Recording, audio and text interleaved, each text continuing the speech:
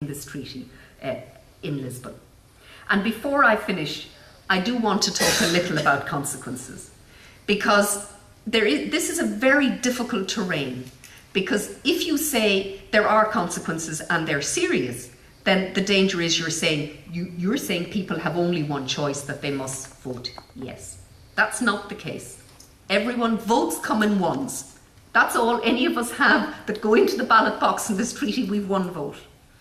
But the choices we make on the 2nd of October really matter. I regard this as a generational decision for this small state and its people. And every action has a reaction. So I want to just highlight two things that I think are important. The first is Ireland's standing in the system.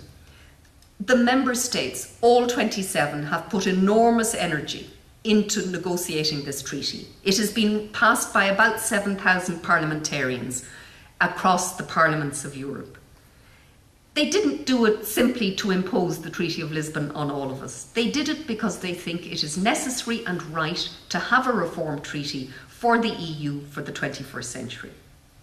And if we say no, I have no doubt that the issue will not be voting power, but it will be our voice and our status in the system. It will be whether we are regarded as member states in the fullest sense of the word.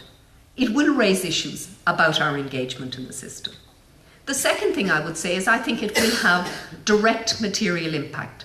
And I think the direct material impact would start not in 2 years' time, but would start the Monday after a no vote, when the premium on borrowing for the National Treasury management would go. At the moment we pay 1.7% over the German. It would widen, and for every 1 percentage point it widens, it's 200 million euro. That's an awful lot of schools, it's an awful lot of hospitals, and it's an awful lot of money. But I also want to finish by saying that the decision we take isn't just about us, but it is about what will happen the EU. And I'm going to sketch just a scenario, and I may be wrong, but it is just simply a sketch of what might happen. I think that we then would see, after the next British election, a Conservative-led government under Cameron. He has clearly indicated that he's moving back towards a more Eurosceptical line. The danger of fragmentation in the EU would be serious. And I have no doubt, if that were to happen, if it looked as if the centre wouldn't hold, I have no doubt that countries like Germany and France would move pretty quickly to protect the sustainability of the EU and the system. Pretty quickly. And that means that you would begin to get dynamics in the system of two-tier multi-speeds and all the other things that books have been written on for 20 years.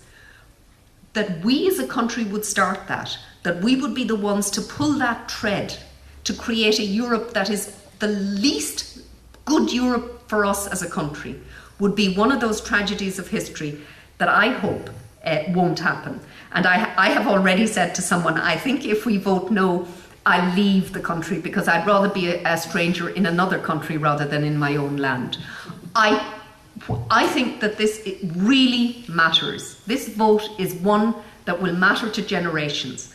And again, I say to all the women in the audience, women are a key soft vote. There is 30% of the Irish electorate are very pro-European. 18% won't ever vote for a European treaty. And it's the middle, and there are a lot of women in the middle, are the group that must be reassured, persuaded that this matters, because it really does matter.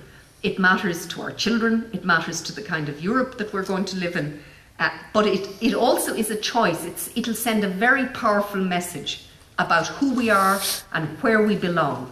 And again, I say, because this is a Fianna Fáil grouping, Sean Lemass would turn in his grave if we undermine what he did, and he was extraordinarily brave in the late 1950s and early 60s. And if you go back to look at the Lemass speeches, the clarity of his purpose was extraordinary in the 1960s. And we can't afford to risk the legacy that Lemass gave us. And I particularly say that to all of you in this party, and particularly to the women. Don't take no for an answer. Keep talking, keep asking, And votes come in one. And every vote you get, every switcher you get matters. So go for it. Okay.